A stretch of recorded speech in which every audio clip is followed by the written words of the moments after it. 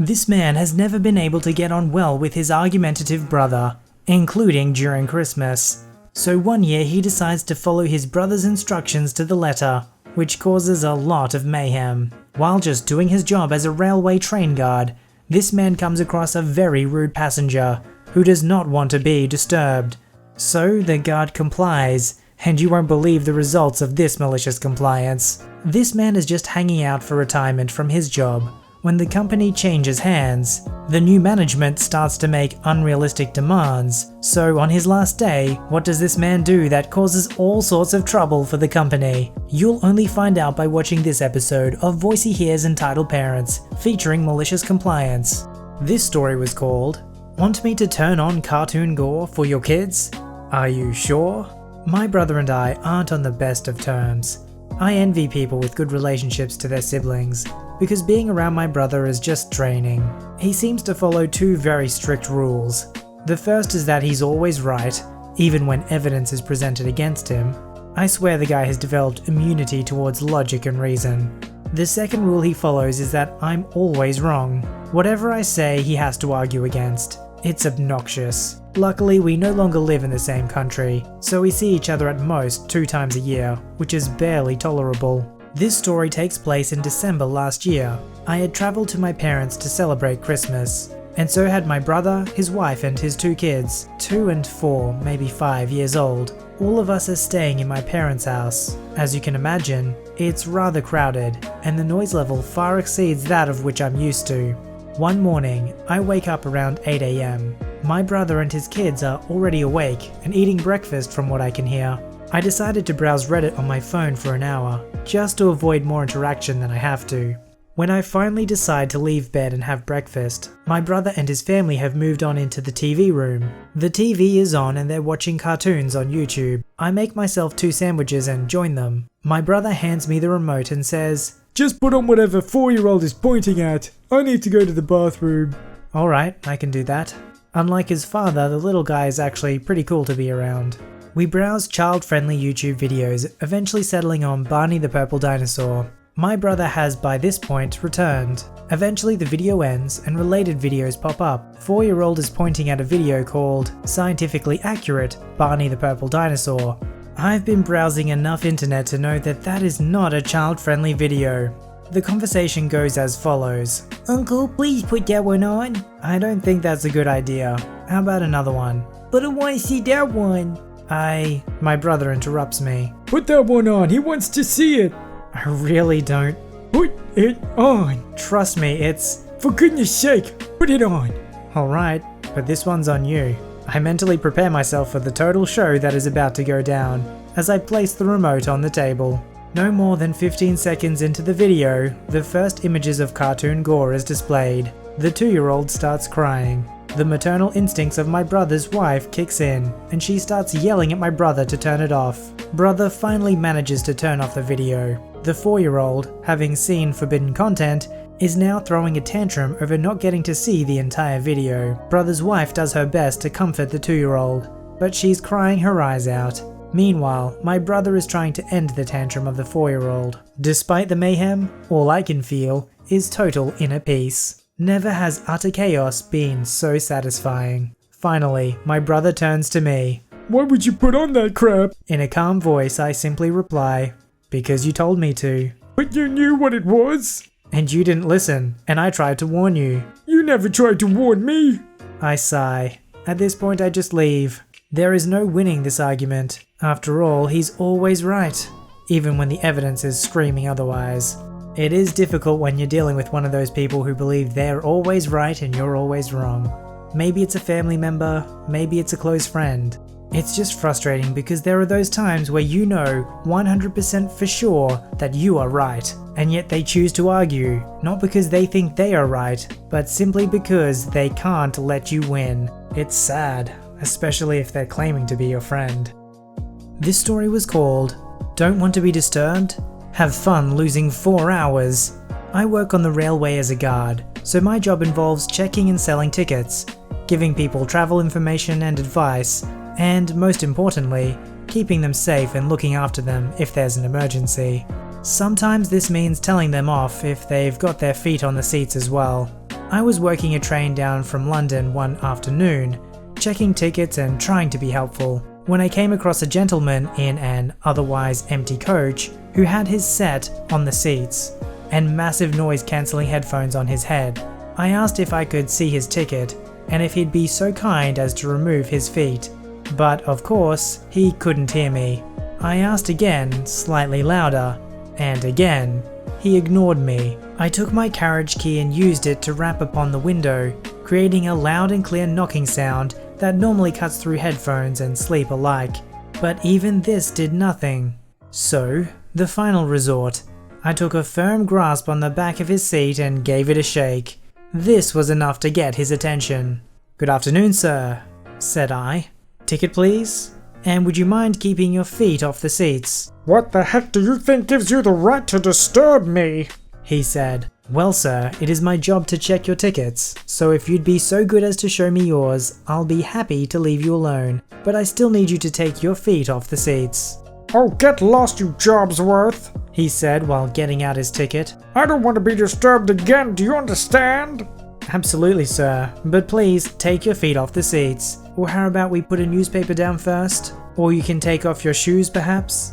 Grumbling, he found an old newspaper and spread it out on the seat opposite, before placing his still beshoed feet back up. "Also, sir," I said, "it might be a good idea to turn your headphones down a tad, otherwise you might not hear important announcements." I've made it quite clear that I don't want to talk to you. Now get lost. Now, one of the key skills in my job is knowing when to pick your battles, and I had no desire to make more work for myself by dealing with this gentleman, and so off I went. A few minutes later, I had a call from control, letting me know that due to a signaling issue further down the line, my train was going to be diverted just after our next stop. As a result, we would be missing out about 90% of the stations that we had been due to the call out, and would be running directly to our final destination. I called up my driver to let him know about the change in plan, and then made an announcement to my passengers. "Good afternoon, everyone. This is your guard speaking. I have just received word from control that due to a signaling issue at Station B, this train will now be diverted between Station A and Station G, and will no longer be calling at Station B, C, D, E, and F, and will instead be running fastly directly to Station G. Any passengers for Station B, C, D, E, or F should change at Station A. If you have any questions, I'll be walking through the train, so please do not hesitate to ask. Thank you." And so I walked through the train, talking to the passengers, making sure they all understood what was going on and where they would now need to change in order to get where they were going. Some of them were understandably annoyed, but I did my best to explain it all to them and to let them know that it was beyond our control. By the time I had walked through the train, every single passenger knew exactly what they needed to do. Well, all the passengers, but one. We arrive at Station A, and quite a lot of people got off. I had an 8-coach train, and now only 20 or so passengers. It was nice and quiet. I made one last announcement about the diversion, then shut the doors, and gave the driver 2 on the bell, the signal that we were ready to start. I happened to be in the same coach as the gentleman from earlier, who now had his eyes open and was looking out of the window. I watched him as he watched the world slide by as we pulled out of the station, and I watched him as he felt us bounce over a set of points that we would not normally have crossed over. I watched him as he began to realize that the view out of the window was wrong, and that we had gone down a different line to usual. And I watched him as we started to zip past stations that he had clearly never seen before, as we took the diversion down to Station G. After a few minutes, he walked to where I was sitting in my little guard's office and asked me what time we were due to arrive at Station B. Well, like I said in the announcements, we're not going to Station B anymore. We're running non-stop to Station G. I did make plenty of announcements about it.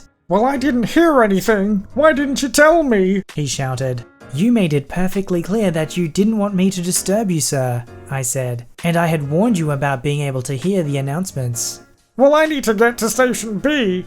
How am I going to get there now? This was perfect. This was the moment that I had been waiting for. I explained to him that he was now going to have to stay on this train until we got to Station G, wait around for half an hour or so, get another train from Station G to Station A, wait some more, and then get a bus from Station A to Station B. How long is that going to take? He asked. Well, I said, from Station A to Station G, along the diversion, is about an hour and a half each way, plus the waiting. So if the buses are good, about 4 hours or so, give or take. Well, needless to say, he was not happy about this, but there was nothing that I was able to do to help him out. And after all, he made it clear that he did not want me to disturb him. See, this man is simply a professional, adhering to the requests of the customers. That's all.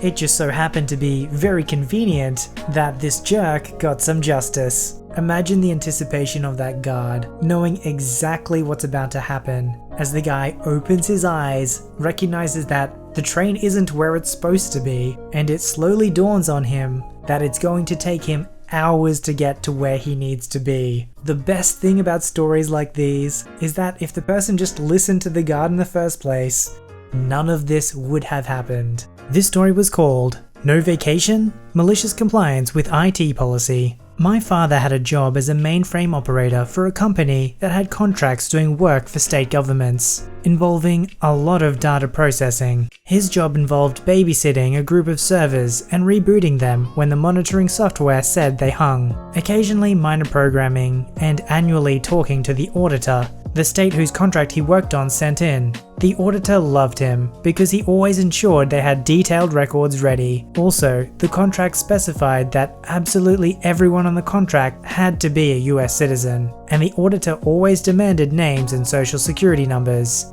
He had about 5 years to go to retirement. In 2 years he would be eligible to retire, 5 until he maxed out his benefits. They really desperately needed somebody to take the night shift, so he took it. He would be allowed to work from home full time, and he would be retiring soon anyway, and he would save a young married family person co-worker from having to do it.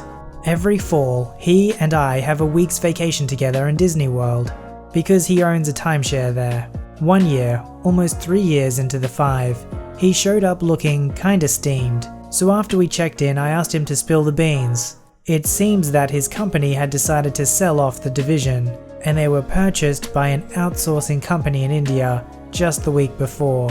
The new company told him he'd have to attend some mandatory meetings during our vacation. When he explained that he had a vacation booked for that time and would therefore be unable to attend the meetings, they said, "No you don't, your vacation time was accrued with the old company, and they approved the vacation time. You have no accrued vacation time with us, so if you want to take the time, it'll be unpaid, and we'll note in your HR record that you demanded time off without approval." He and I already had a few $1,000s sunk into the vacation, so he said, okay, and took it unpaid. When he got home, he immediately looked it up and figured out that if he retired in a few months, instead of waiting 2 more years, he would get about $50 a month less money. He decided that the money was worth it to him, so he started the process. The new employer instantly hired temps from India to work on the contract. My father pointed out to them that he was responsible for proving to the auditor that only US citizens in the US were working on the project. So the company flew them to the US. He pointed out to the employer that they still weren't US citizens. They shrugged, and he figured out that he would be retired before the auditor came around again, so they could deal with losing the contract after he left. He printed copies of his emails to them saying, "You can't do that or you'll lose the contract," and their emails to him saying they didn't care what he said and kept the prints to cover his behind. Meanwhile, the new company announced that he had to have a cell phone. The old employer skipped that because everybody knew that cell phones don't work at his house. No coverage from any carrier. But the new company was strict about it. He had to spend several hours doing paperwork about it, and then they sent him one. It didn't work, as expected, so they demanded he bring it into the office in person, which ate a couple days of his work time because he had to get to a day schedule, then spend a day driving it in, then go back to a night schedule. When he drove it in, IT looked at it, and of course they found nothing wrong, because there was cell coverage at the office. So IT took that one and they sent him another one. Lather, rinse, repeat. Then he had to get back onto a day schedule for them to send a technician around to determine where at his house there was an acceptable signal, so they could install a booster. This took several days of his work time, and of course, the tech was amazed that there wasn't any place in his house with any signal at all. They finally sent him a third phone, and he put it in a Ziploc bag and put it aside. Dad had a Windows XP laptop for work, and the current version was Windows 7. He's not an "I refuse to upgrade" person. The problem was the company refused to pay for upgrades to the monitoring software for the mainframes, and the version they had would only run on XP. The IT department for the new company really wanted everyone on 7 and off of XP. He and all his co-workers refused. However, since they all worked at the office, they'd come in one morning and find they had a shiny new computer which wouldn't run any of their software. So they were an entire staff of IT professionals getting paid a salary to twiddle their thumbs. My dad wasn't there, so IT couldn't get their hands on his laptop, and he became the only person who could tell what the servers were doing. IT got increasingly nasty about it, until they finally cut him off to the network entirely, and he had to get his boss to intervene. The time finally came for him to retire. IT had been nagging him several times a day to make an appointment with them on retiring day, to give them his laptop and the unused cell phone. And he had to have a goodbye meeting with his boss anyway, so he was going in instead of mailing things. When the day rolled around, he went in, and IT met him first, and took the laptop to be wiped and disposed of. Then he met with his boss. They chatted for a while, and then it occurred to the boss that the laptop kinda mattered because it was literally the only computer left in the company with which they could run the vital monitoring software. My dad said, "Oh, IT took it from me an hour ago to wipe it." The boss actually screamed, "No!" and ran out of the room. My dad waited a while and left. He never saw the boss again. So many IT problems seems like they would be solved, or would never be an issue in the first place, if they just let the IT people do their job, instead of management trying to micromanage everything they do.